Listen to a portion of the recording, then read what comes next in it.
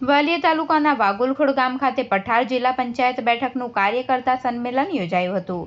આ સંમેલનમાં મોદી સરકાર દ્વારા ચાલતી વૃદ્ધા પેન્શન, કિસાન સન્માન નિધિ, પ્રધાનમંત્રી આવાસ યોજના, પ્રધાનમંત્રી સડક યોજના, જરૂરિયાતમંદોને મફત અન્ન યોજના જેવી કલ્યાણકારી અને વિકાસલક્ષી યોજનાઓ તેમજ શ્રી રામ મંદિર પ્રાણ પ્રતિષ્ઠા અને કલમ 370ની નાબૂદી વિશે વિગતે ચર્ચા કરી હતી.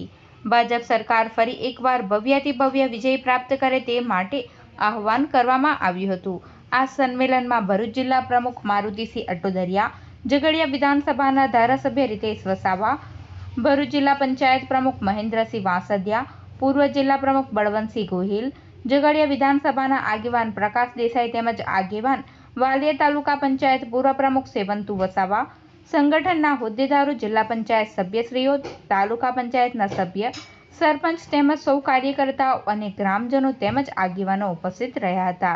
આ સંમેલન ગત રાત્રિએ 9 થી 10 કલાકના અરસામાં મળ્યું હતું.